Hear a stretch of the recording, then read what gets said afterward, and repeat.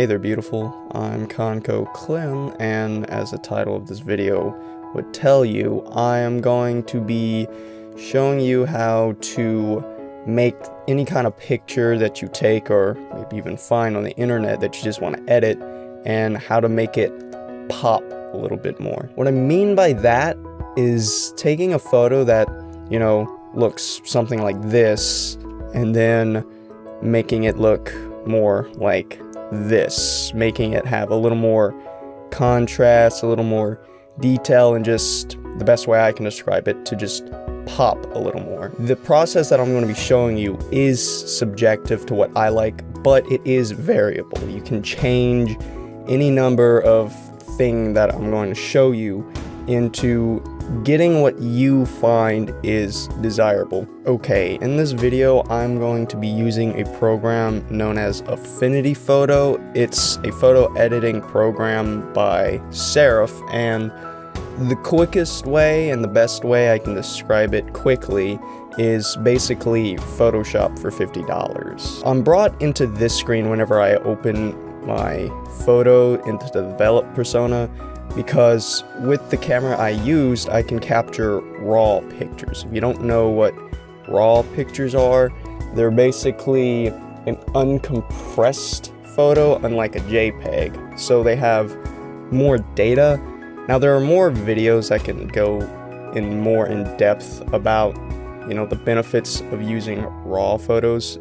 Really, you can just edit it more without compromising the quality of the photo. Basically, the camera raw editor in Photoshop. First thing I normally do is I go over to lens and I remove the lens vignette. Actually, let me play with this. I don't want to remove it too much because I kind of want the middle to stand out against the background, so I'm not going to do too much. I'm also going to remove chromatic aberration.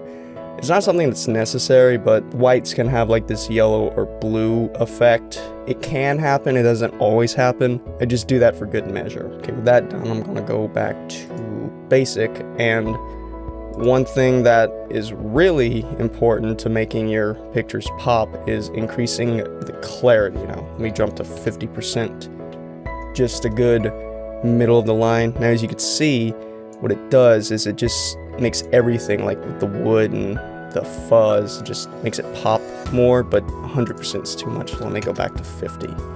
Also, anything I show you in here, you can also do in Photoshop. So if you have Photoshop, you can use it. Now, I actually like the colors, you know, I think they're vibrant enough, you know, with the blue and the red contrast and the purple and the pink and the green.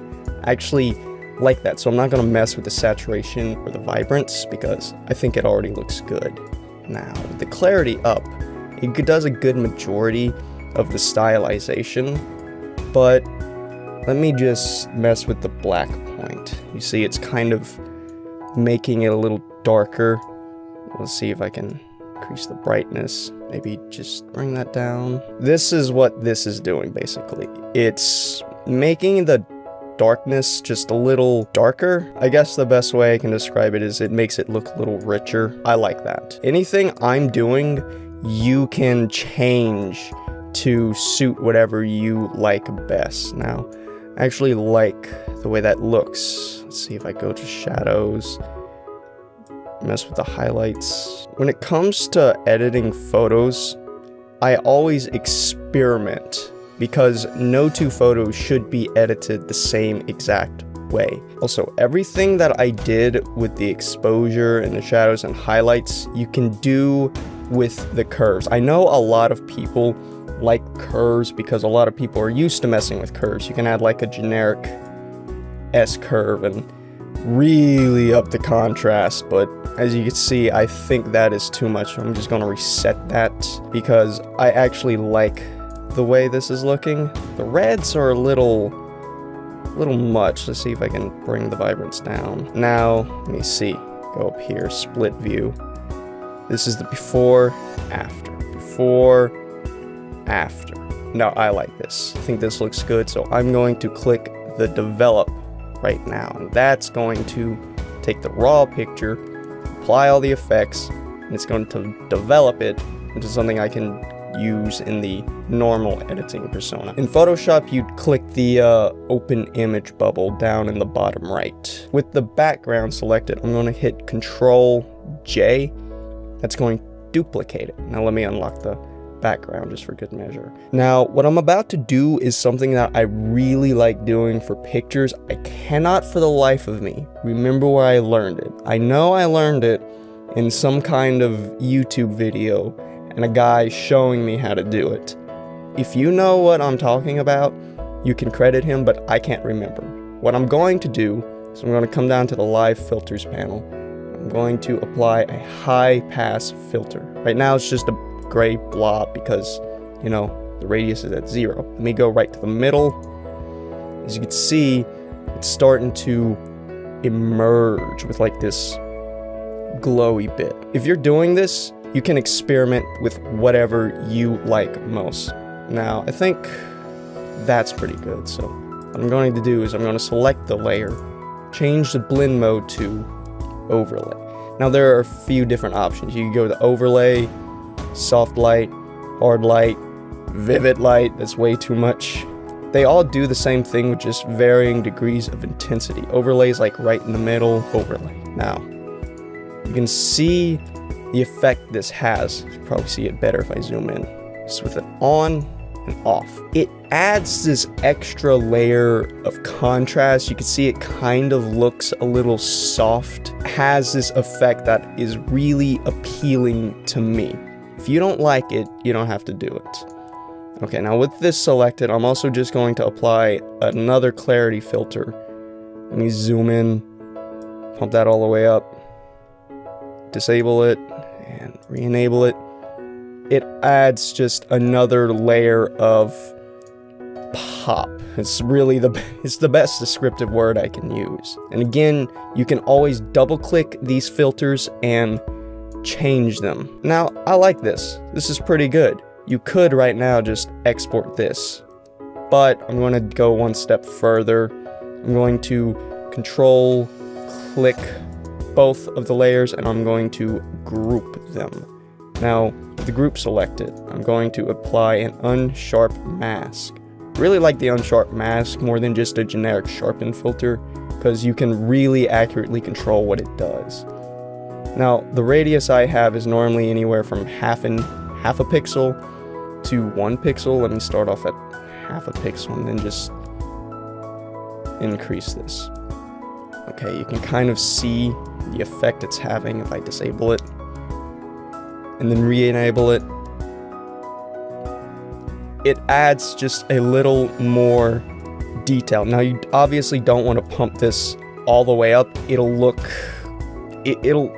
just have like this almost this grainy texture, and you don't want that. Same if you pump the radius up. Looks incredibly just it looks like those weird memes. Let me go back to 0.5 right there. Sorry, my recording suddenly stopped, but as I was saying before that happened, I encourage you to experiment with any of this stuff to really find what looks best for you. This is just a variable process that I use to make my photos more appealing to me. Now, I'm just going to go an extra step. I'm going to actually move the sharp mask outside here, and I'm going to apply a mask because I only really want to sharpen this. The rest can remain unsharpened. So I'm going to hold Alt and click the mask layer. That's going to automatically fill the mask up with black.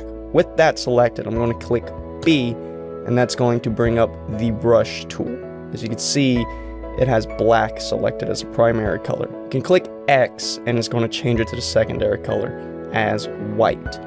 Now, one thing I really like about Affinity Photo is if you have a brush and you're going to apply any kind of effect or filter with it, it'll actually give you a preview before clicking on it. That I'm just going to paint around the Pikmin and the shoe so that the shoe and the Pikmin get sharpened, but nothing else does. And I can disable the mask. I'm not sure if you can see this with the quality of the recording. Only the subject is sharpened and the rest looks just a little bit softer. This is another way to make the subject stand out a little bit. Before I go to export, something that I like to do is I like to merge visible.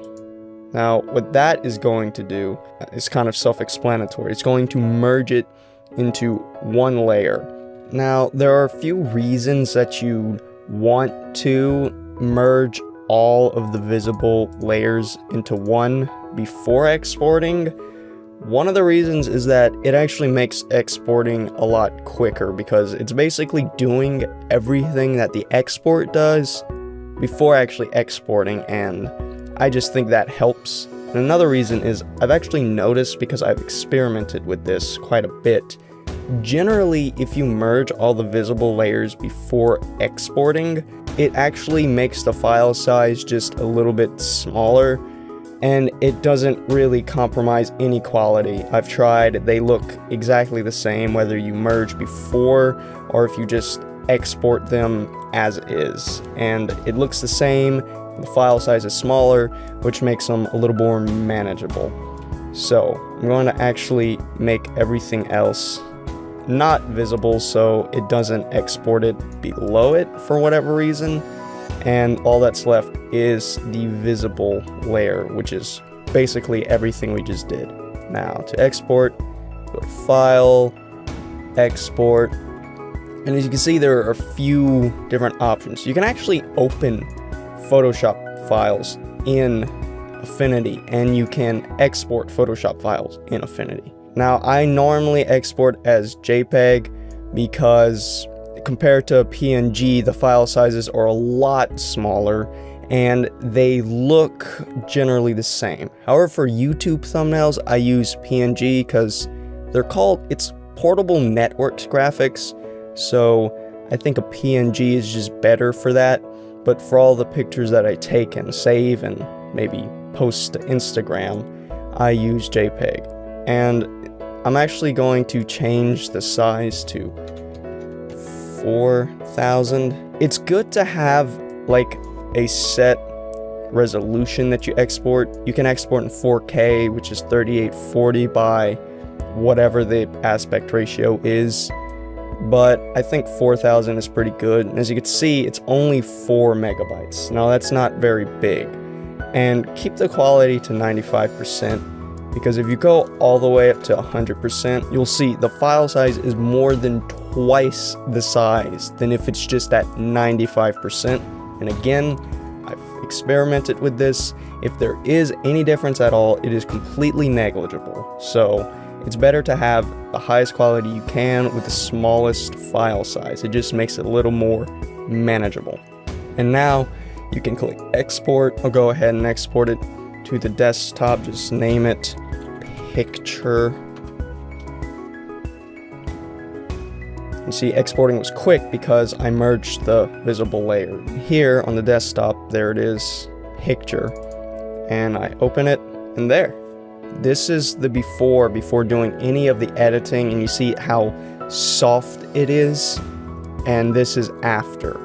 I like this a lot more than I like this. I consider this a success when it comes to editing a photo to make it look better. Also, a very good and free app that I really highly recommend is Faststone Image Viewer. It's a lot better than the default Microsoft Image Viewer, and also you can do a lot of editing here without having to buy another editing program. But anyways, I am pretty much done with this video. I hope this could have been helpful to anyone who's interested in photo editing or photography.